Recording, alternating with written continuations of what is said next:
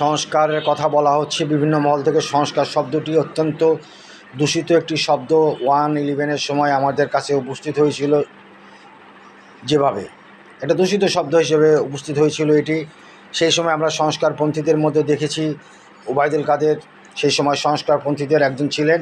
আওয়ামী লীগ যার উপর অনেকখানি ভর করেছিল, যার ফলাফল আওয়ামী লীগকে ভোগ করতে হয়েছে।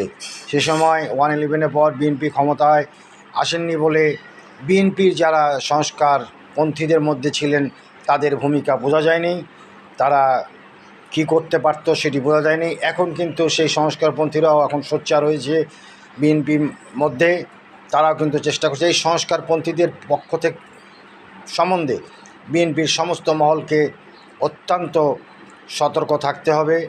কারণ আওয়ামী লীগের এই সংস্কারপন্থী ওবায়দুল কাদের যে উদাহরণ রেখেছে তা থেকে শিক্ষা নিয়ে বিএনপিকে